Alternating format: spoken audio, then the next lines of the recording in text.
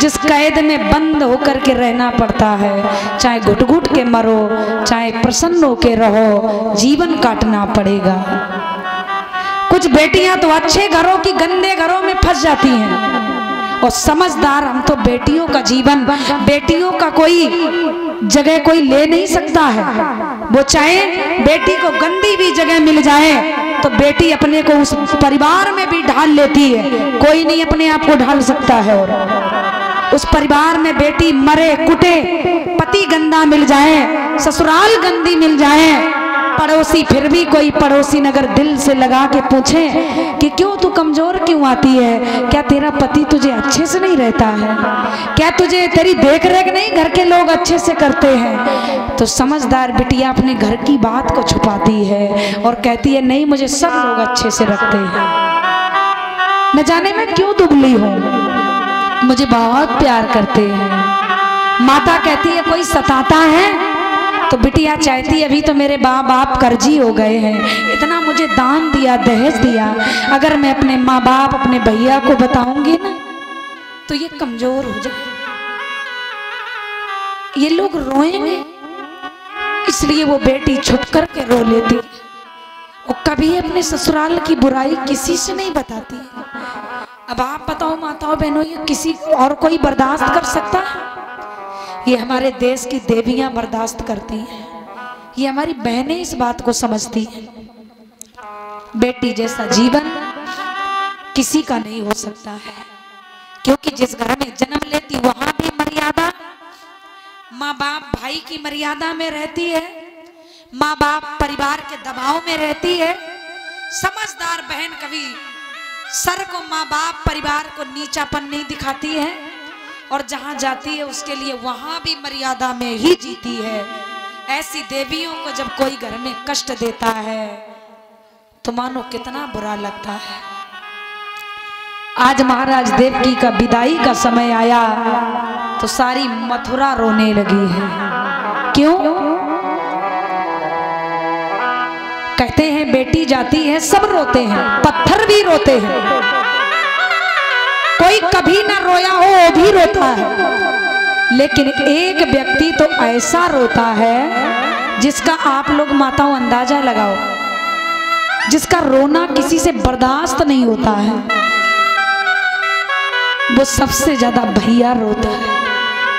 और कौन भाई रोता है मैं बताऊं? जो भाई बहन में कभी एक मिनट के लिए नहीं बनती है, रात दिन झगड़ा होता है, तू मैं पड़ी रहती है, और वही बहन जब ससुराल को चलती है तो वो भाई बहन के लिए इतना रोता है, वो बंद कमरे में बंद कर लेता अपने आप को।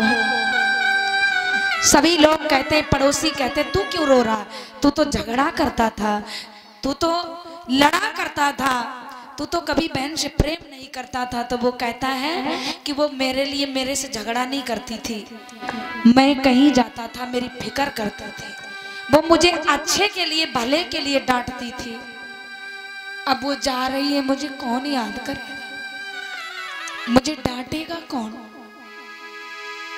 मुझे समझाएगा कौन, और आज से मुझसे लड़ेगा कौन। सबसे ज्यादा वो भाई जब रोता है तो किसी से बर्दाश्त नहीं होता। महाराज जब देवकी चली है, पिता के दिल से लग गई, कंस के दिल से लग गई, बोले भैया मैं तेरे आंगन में रही हूं और आज से मैं तेरे आंगन को छोड़ कर जा रही हूं, मेरे पिता का बुढ़ापा संभाले रखना।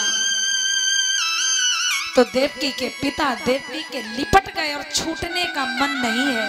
सभी मथुरावासी छुड़ा रहे हैं, क्या कोई पिता ऐसे रोता है?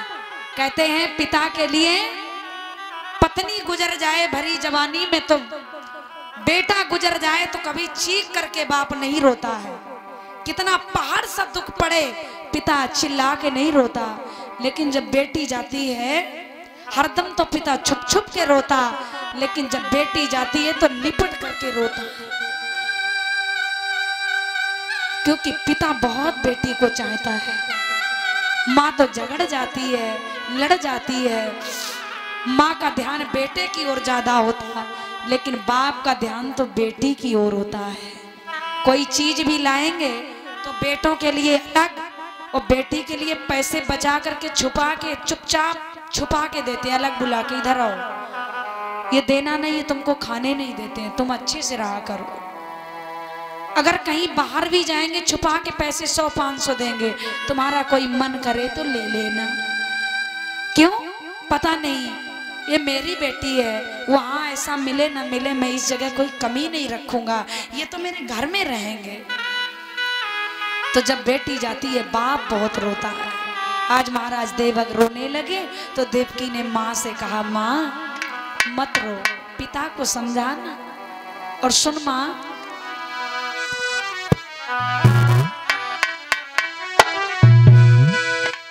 मैं गुड़िया तेरे आंगन की, मैं गुड़िया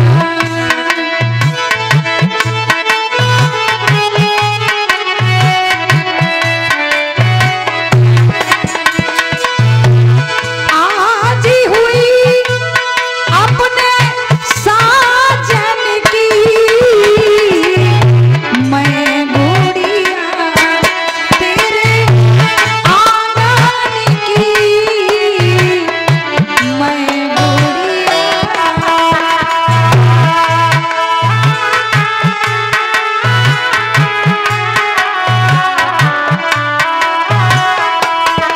माँ, आज मैं अपनी साजन के घर जाऊंगी। अभी तक मैंने तेरे घर को सजाया, ये गुड़िया ये गुड्डा, अभी तक मेरा आंगन था, मेरा घर था। आज से माँ ये सब पराया हो जाएगा। माँ,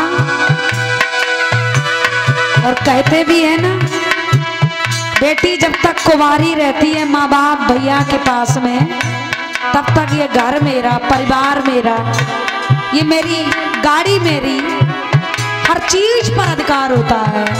और जब जिस दिन उसके हाथ पीले हो जाएं, उस दिन के बाद सब पराया, सब पराया। उस दिन कहते अब तेरा यहाँ कुछ नहीं है, तू अपना घर देख। उस दिन के बाद अगर माँ बाप के पास में बेटी 10 दिन भी रुक जाए, पड़ोसी लोग जीने नहीं देते, बोले हमें लगता है इसकी कदर नहीं है, हमको लगता है इसको कोई चाहता नहीं है। सभी लोग कहते हैं अब यहाँ क्या तेरा है, तू ससुराल क्यों नहीं जा रही है, क्या तेरी कदर नहीं है। बारे बेटी का जीवन। बेटी ने कहा भैया राखी का बंधन आएगा ना, चौथी लेने मेरी आना, इसके बाद पहला त्योहार आएगा, वो राखी का बंधन होगा। उस राखी के बंधन में आप नहीं आओगे क्या? देवकी के पिता ने कहा बेटी जब कोई नहीं आएगा तो ये बूढ़ा बाप आएगा। कहते माताओं सब दिन गुजर जाते हैं, लेकिन जब वक्त आता है तो किसी से रहा नहीं जाता।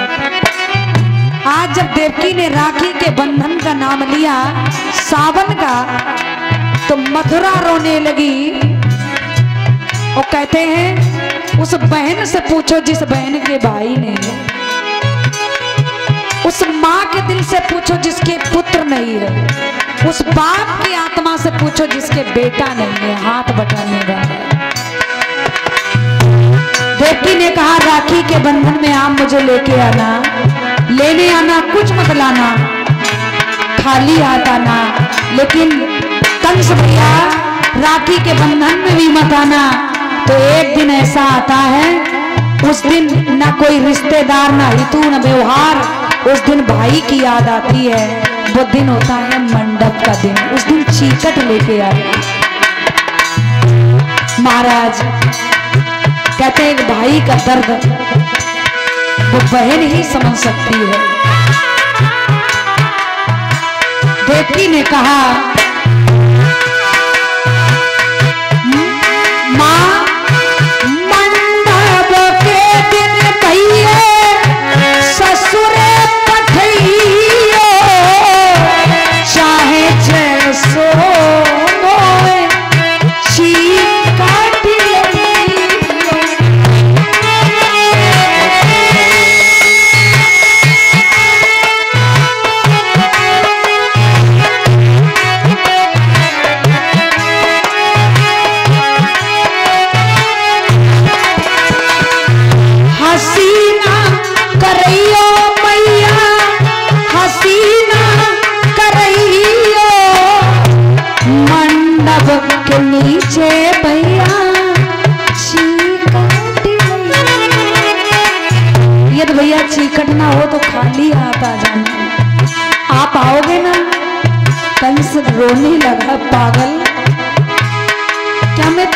चीकट भी नहीं ला पाऊंगा।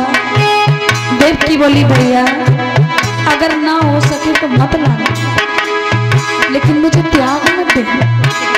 कहते हैं दुर्भाग्य तो उस बहन का होता है जिस बहन के भैया ने वो मंडप के दिन फूट फूट कर रोती है।